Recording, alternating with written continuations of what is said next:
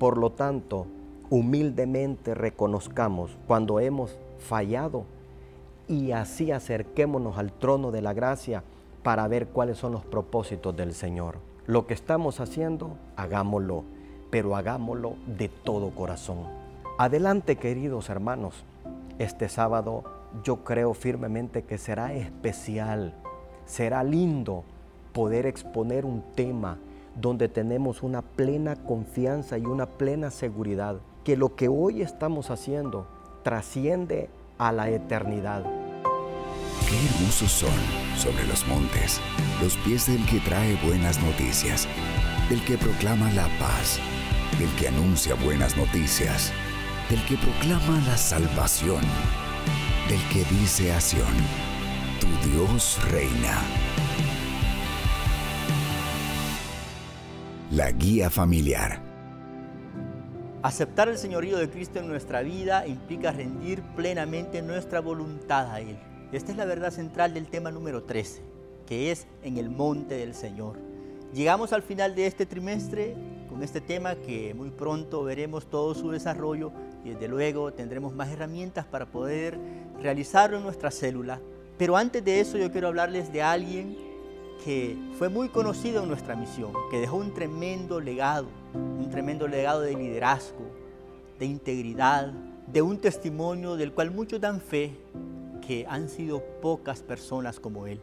Les quiero hablar del hermano Marcial Carvajal, de su legado. El hermano Marcial Carvajal llegó a Misión Cristiana Elim en el año de 1981, cuando tenía 20 años. A partir de entonces se fue involucrando en la obra del Señor. Llegó a servir en diferentes privilegios hasta que fue llamado a ser obrero en una de las zonas de nuestra misión.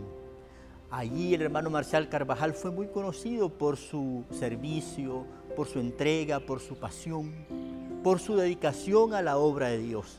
Más tarde llegó a ser pastor en una zona y luego pastor coordinador. El hermano Marcial formó a muchos que ahora son pastores también y están sirviendo activamente en Misión Cristiana Elim. Era un hombre muy entregado a la obra, pero también a su familia. Un hombre ejemplar. ¿Por qué era así nuestro hermano Marcial? Porque él había rendido su voluntad completamente a Cristo. Había aceptado el señorío de Cristo en su vida y así podía ser su voluntad también. Y es lo que todos debemos seguir. El hermano partió a la presencia del Señor en el 2017 y muchos lo recordamos, pero su legado continúa hasta el día de hoy. Hombres como nuestro hermano Marcial nos inspiran a seguir adelante. Hermana lideresa, hermano líder, nos quedamos ahora con el tema para esta semana en el monte del Señor. Dios les bendiga, sean todos y cada uno de ustedes bienvenidos. Damos gracias a Dios porque una vez más nos acompañan para desarrollar este tema y producir algunas ideas que a ustedes les puedan ser de beneficio y el día sábado puedan ser puestas en función en el desarrollo que ustedes harán de esa célula tan esperada que sábado a sábado lo hacemos. Estamos por finalizar y este es el último tema de este trimestre y es un tema muy especial, muy lindo, el cual se llama En el monte del Señor. La cita bíblica se encuentra en el libro de Isaías, capítulo 2, del versículo 2 al versículo 5. En los últimos días, el monte del templo del Señor será establecido como el más alto de los montes. Se alzará por encima de las colinas, y hacia él correrán todas las naciones. Muchos pueblos vendrán y dirán: vengan, subamos al monte del Señor, al templo del Dios de Jacob. Dios mismo nos instruirá en sus caminos, y así andaremos por sus sendas. Porque de Sión saldrá la ley, de Jerusalén la palabra del Señor. Dios mismo juzgará entre las naciones y administrará justicia a muchos pueblos. Convertirán sus espadas en arados y en hoces sus lanzas. Ya no levantará su espada nación contra nación, y nunca más se adiestrarán para la guerra. Ven, pueblo de Jacob, y caminemos a la luz del Señor. Quiero leerles la verdad central de una manera textual que dice: aceptar el señorío de Cristo en nuestras vidas implica rendir nuestra voluntad a Él. Consideremos la verdad central para que sea ese hilo conductual que nos va a marcar la idea del texto. Con este hilo conductual vamos a desarrollar con un poco más de criterio los puntos que se nos señalan. Y para ello quiero iniciar con la introducción. El libro de Isaías es un libro muy extenso que nosotros podemos disfrutar de esa lectura. Muy precioso, se lo recomiendo. Me gusta cómo Isaías desarrolla esa idea, cómo este pueblo se apartó de Dios. Si usted lee el último capítulo y el último versículo de Jueces, se va a dar cuenta que ahí dirá que cada quien hacía lo que bien le parecía. Un pueblo que estaba desenfrenado y que prácticamente habían fracasado. Se habían olvidado del pacto que Dios había hecho allá en el monte Sinaí, del tema anterior, si usted lo recuerda. Se olvidaron de ese pacto donde Dios les daba los lineamientos para que ellos actuaran de acuerdo a lo que su palabra mandaba y estipulaba. Que si examinamos esas leyes, nos daremos cuenta que son mayormente de beneficio para el pueblo. Pero aún así el pueblo decidió apartarse de Dios. Por eso Isaías va a enmarcar, y me gusta cómo él va a enfatizar el hecho que el pueblo fracasó en obedecer a Dios. Pero a pesar de ese fracaso, Dios mantuvo su pacto con ellos y mantiene su palabra vigente con ellos. Claro está, no vamos a ocupar a este pueblo para juzgarlo y atacarlo. No, no es esa la intención. Recuerde que la acción de juzgar es de otro por el momento en esta tierra. Claro, un día le daremos cuentas nosotros al Señor. Pero vamos al punto número 1. El templo del Señor será establecido. Mire cómo el libro del profeta Isaías va a enmarcar el orgullo, la arrogancia, la autosuficiencia con la cual el pueblo se encontraba. Un pueblo que creía que lo sabía todo, un pueblo que creía que ellos eran autosuficientes, que no necesitaban a esta divinidad que estuviera con ellos. Es un pueblo, como ya le he mencionado, no lo vamos a ocupar para juzgarlo ni para atacarlo, sino más bien para que aprendamos de ellos, porque ellos en su peregrinar, en su cultura, realmente nosotros tenemos que aprender muchísimo de ellos. Por esta razón es que no los vamos a señalar ni los vamos a atacar. No se trata de eso. Sino simple y sencillamente queremos poner en retrospectiva a este pueblo. Ver cómo ellos fallaron, ver cómo ellos fueron tras otros dioses y nosotros entender que el templo del Señor será establecido.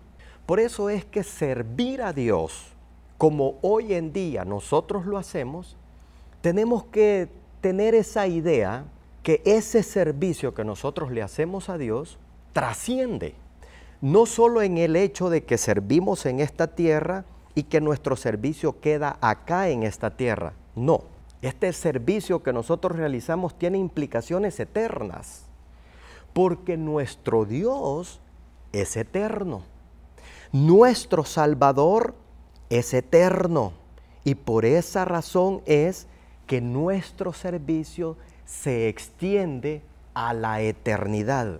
Lo que hoy nosotros hacemos, debemos de hacerlo con todo nuestro corazón, reconociendo que le servimos a un Dios poderoso y que Él nos va a recompensar con esa autoridad que Él tiene. No perdamos de vista el punto número 1. El templo del Señor será establecido. Usted y yo ya estamos sirviendo al reino de los cielos. Pero ¿esto qué significa? Que esto que hoy nosotros hacemos, quizás nadie nos vea, quizás nadie nos dé una medalla o un reconocimiento, pero va a llegar el día y el momento en que el Señor nos va a reconocer lo que hoy estamos realizando. Quizás sea poco o quizás sea mucho, pero como dice la palabra, en lo poquito me fuiste fiel, sobre lo mucho te pondré. Recuerde el punto número 1. El templo del Señor será establecido. ¿Cuándo? No lo sabemos, pero nosotros ya nos estamos preparando. ¿De qué forma? Sirviéndole a Él. Veamos la historia de Israel. Ellos fracasaron, pero Dios no ha fracasado con el propósito que Él tiene, no solo con ellos, sino también con nosotros. En este momento vamos a tener la participación de una hermana, referente siempre al comentario de la verdad central. Lo que Él ha hecho es maravilloso. Ese sacrificio que dio en la cruz del Calvario no es así pequeño, hermanos. Tienen que levantarse, tomar la mano del Señor, hermanos, porque Cristo Jesús merece todo de nosotros, porque el galardón es grande, hermanos. El galardón del Señor es grande y tenemos que ser valientes y seguir luchando, pues, porque el sacrificio de Cristo no fue fácil. Él sufrió mucho y nosotros, ¿qué le damos al Señor? En aquel día, ¿verdad? Él los va a recibir y les va a dar ese galardón hermoso por haber sido valientes y guerreros en el Señor. Pero en el nombre del Señor les vuelvo a repetir que se levanten, hermanitos, que tomen la cruz de Cristo y la sigan.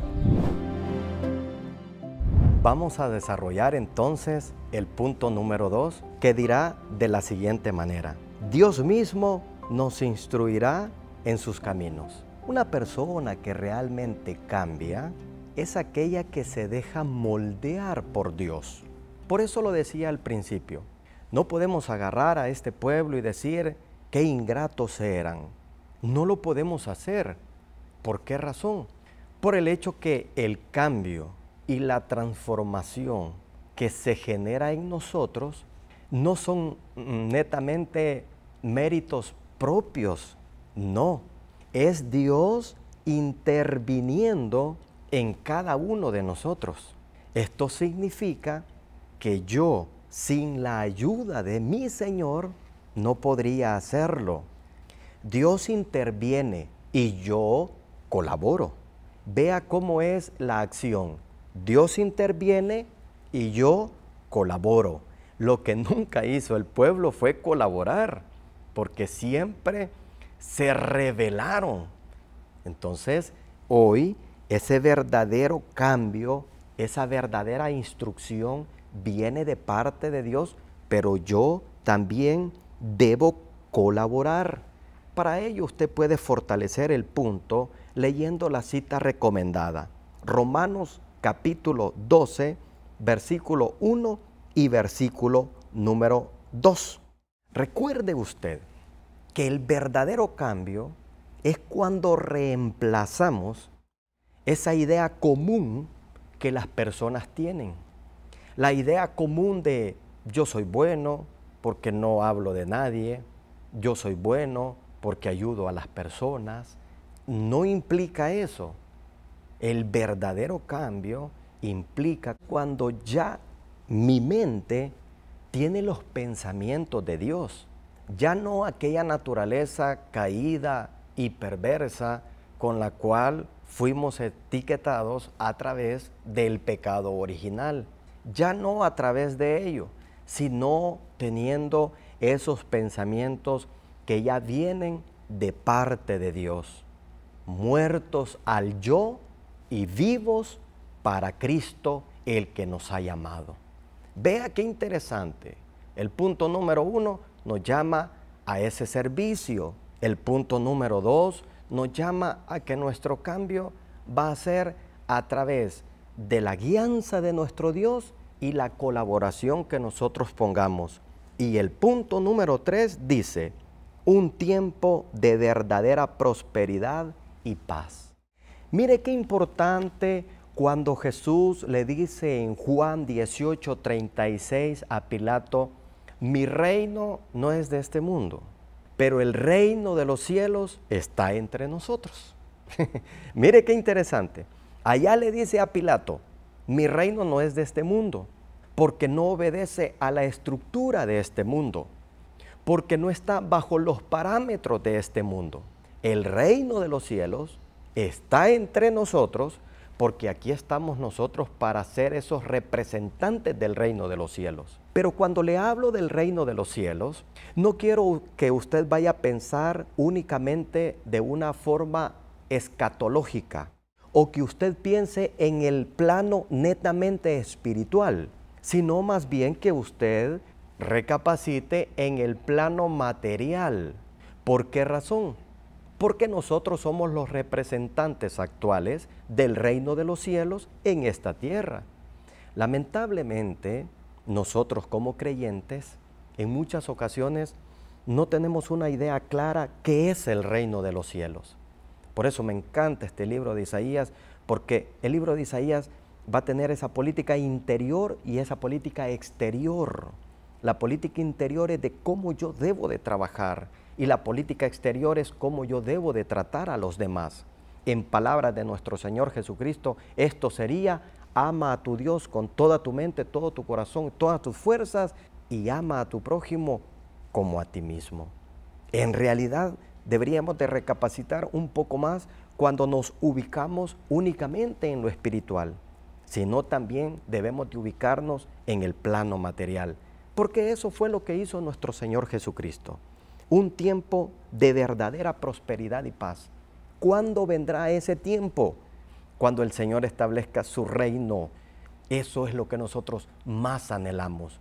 Pero no hagamos como una idea vaga del reino de los cielos, sino más bien hagamos algo más propio, más nuestro, porque ese es el reino de los cielos. Y esto me lleva a que yo medite en la cita de apoyo que se encuentra en Apocalipsis 21:4. Dice que Él enjugará toda lágrima. Cuando ese reinado venga, ese reinado será perfecto. Hoy quiero enfocarme en la conclusión de este tema o en la aplicación como nosotros la conocemos. Dice una parte muy esencial que me llama mucho la atención. Como ciudadanos de este reino somos llamados a vivir plenamente bajo su autoridad y sabiduría. Hermanos, vivamos bajo la autoridad de nuestro Dios. Vivamos bajo la sabiduría de nuestro Dios, porque en muchas ocasiones nos enfocamos tanto en el ámbito espiritual que nos olvidamos del ámbito físico y material. ¿Y por qué le digo esto? Porque creemos que en muchas ocasiones el activismo religioso nos va a dar la santidad que nosotros necesitamos. No, lamentablemente nos hemos equivocado. La santidad no la va a dar el activismo religioso. La santidad la va a dar una vida que sea consecuente mis palabras con mis actos. Una vida que sea consecuente de lo que yo hablo con lo que yo hago. Eso es lo que me va a dar a mí una verdadera sabiduría. Humildemente reconozcamos que nos hemos equivocado en muchas áreas. Como creyentes debemos de aprender de este pueblo. Este pueblo se equivocó en gran manera y nosotros como personas sabemos que nos hemos equivocado muchísimas veces. Pero ¿sabe cuál es lo lindo y lo maravilloso? A pesar de nuestras equivocaciones, Dios siempre ha trabajado con nosotros. Dios no nos ha desechado. Dios siempre ha hecho su voluntad en nosotros. Por lo tanto, humildemente reconozcamos cuando hemos fallado y así acerquémonos al trono de la gracia para ver cuáles son los propósitos del Señor. Adelante, queridos hermanos. Este sábado yo creo firmemente que será especial, será lindo, poder exponer un tema donde tenemos una plena confianza y una plena seguridad que lo que hoy estamos haciendo trasciende a la eternidad. Y cuando Él enjugue toda lágrima, entonces veremos nosotros nuestra recompensa y seremos como becerros de la manada, saltando de alegría, de gozo y felicidad, porque lo que un día pregonamos en esta tierra no era un cuento o una leyenda, era una verdad. Adelante, queridos hermanos, líderes, lideresas, supervisores, anfitriones, la buena obra y los campos están listos para la cosecha. Adelante y que el Señor les bendiga. Así cerramos este trimestre en la guía familiar. Vienen más temas, viene otro trimestre. Y yo creo que el Señor quiere seguirnos bendiciendo ahí en nuestra célula. No nos cansemos de invitar, no nos cansemos de motivar. El Señor está allí con nosotros. Para cerrar, los dejo con estas palabras de nuestro hermano Marcial Carvajal. Somos una iglesia celular, ¿verdad? No es una iglesia con células o una iglesia que tiene las células como un departamento, sino que es la vida de nosotros. Porque de allí es donde surge la iglesia que luego reunimos en un determinado momento, en un determinado horario y ahí nos buscamos. Entonces, sí, como dice usted, es un gran reto que tenemos por mantener y que esto continúe y siga la marcha.